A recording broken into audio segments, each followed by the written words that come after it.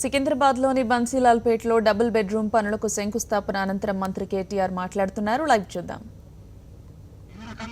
కట్టిన ఇల్లు ఈ రోజు ఒక ప్రైవేట్ బిల్డర్ కడితే అపార్ట్మెంట్లు కడితే ఎట్లుంటాయో అంత అందంగా అంత చక్కగా కట్టి ఈ రోజు ఒక్కొక్కరు పండుగ చేసుకున్నట్టుగా ఇళ్ళ కోత పండుగ చేసుకున్నట్టుగా పిల్ల పాపలను వాళ్ళ చుట్టాలను దోస్తులను అందరిని పిలుచుకొని బ్రహ్మాండంగా దావత్ ఇచ్చుకొని ఇళ్ళని అడుగు పెడుతున్న విషయం కూడా మీరు చూస్తున్నారు. అదే పద్ధతిలో 8-9 నెలలనే మీ జీవోఆర్ కాంపౌండ్ లో కూడా తప్పకుండా ఇల్లు కట్టించి ఇచ్చే బాధ్యత కూడా మన ప్రభుత్వం అని చెప్పి కూడా మీ అందరికి తెలియజేస్తా ఉన్నాం. పక్కన ఉన్న సోమప్ప మఠం కావచ్చు, అదే రకంగా పక్కన ఉండే ఇతర బస్తీలు కావచ్చు, మనకు కూడా అవకాశాలు వస్తాయి. ఇప్పుడు పిండి కొద్ది రొట్టె ఇది కాదు, పిండి ఎంత ఉంటే గంట రొట్టెలు అవుతాయి. మనం దఫాలుగా చేసుకోవాలి. ఏ ప్రభుత్వం అయినా కూడా మీరు సంసారం నడిపినట్టే ప్రభుత్వం కూడా ప్రభుత్వాన్ని నడపాలి. ఒకటే తాప మొత్తం 1,00,000 మందికి ఇవ్వాలని మనకు మాత్రం ఉండదా? ఉంటది. మీ అందరితో శబాష్ అనిపించుకోవాలని మనకు కూడా ఉంటది. కానీ పైసలు ఎట్లా వెళ్తే అట్లా కట్టుకుంటా పోవాల్సిన అక్కడ మన మీద. అందుకే ఒక బస్సు తర్వాత ఒకటి చేసుకుంటూ పోతున్నాం. తప్పకుండా సోమప్ప మఠం కానీ ఇంకా నీలం బ్రహ్మయ్య మఠం కానీ ఇంకోటి కానీ అందరికి కూడా అవకాశాలు వస్తాయి. దయచేసి మీరు ఎవరు కూడా ఆందోళన పడవద్దు. కేసీఆర్ గారు ఒక మాట ఇస్తే నిలబెట్టుకునే మనిషిని మీ అందరికి కూడా నేను గుర్తు చేస్తున్నా. చాలా మంది అడిగినారు తెలంగాణ వస్తే ఏమొస్తుంది అని, చాలా మంది అడిగినారు. ఏమొస్తుంది అంటే ఇప్పుడే చెప్పిన సీనన్న మీరు అందరు కూడా చెప్పినారు. ఈరోజు తెలంగాణ వచ్చినాక భారతదేశంలో ఎక్కడ లేదు 1,000 రూపాయల పెన్షన్లు 1,500 రూపాయల పెన్షన్లు వస్తున్నాయి కదా.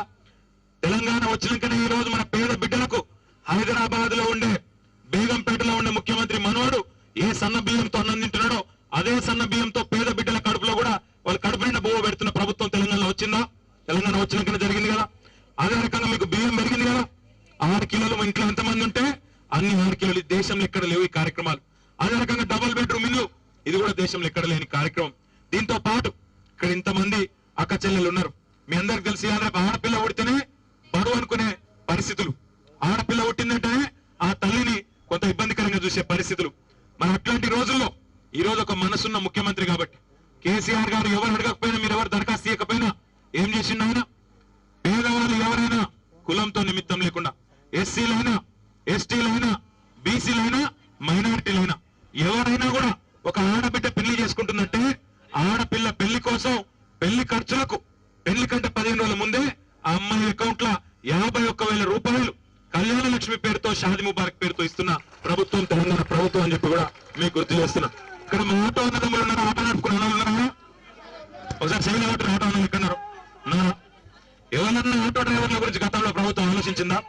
మొట్టమొదటిసారి తెలంగాణ వచ్చిన తర్వాత మన ప్రభుత్వం వచ్చిన తర్వాత కేసీఆర్ గారు ఆలోచన చేసి ఈ రోజు మా ఆటో అన్నదమ్ములందరికీ కూడా 77 కోట్ల రోడ్డు ట్యాక్స్ మాఫీ చేసిన ఘనత తెలంగాణ ప్రభుత్వానికి దక్కుతుందని చెప్పి నేను మీకు గుర్తు చేస్తున్నా.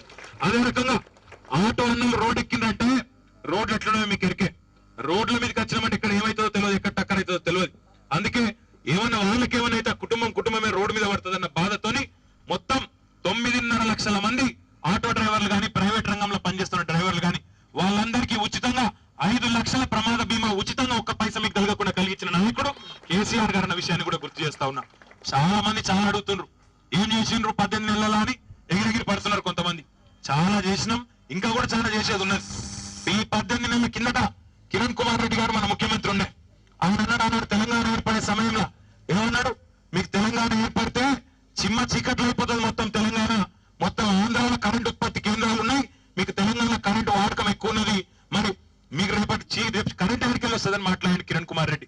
ఏమైంది మరి? రోజు తెలంగాణ చిమ్మ చీకట్లు రాలేదు, తెలంగాణ మంచిగా వెలుగులలో ఉన్నది. కానీ కిరణ్ కుమార్ రెడ్డి రాజకీయ జీవితం మాత్రం చీకటి అయిపోయింది, ఆరిపోయింది పాపం. ఈ రోజు మీరు ఒక్క నిమిషం ఆలోచించాలి. 30 ఏళ్లలో హైదరాబాద్ లో ఏనాడన్న ఎండాకాలంలో కరెంటు కోతలు లేని ఎండాకాలాన్ని పరిచయం చేసిన ఘనత కేసీఆర్ గారి ప్రభుత్వానికి తెలంగాణ ప్రభుత్వానికి దక్కుతుందని కూడా మీకు గుర్తు చేస్తా ఉన్నా. ఇది వరకు ఎండాకాలం వచ్చిందంటే గంటల కరెంటు పోయేది, పిల్లలకు చదువుకుందామంటే కోసయ్యే పరిస్థితి.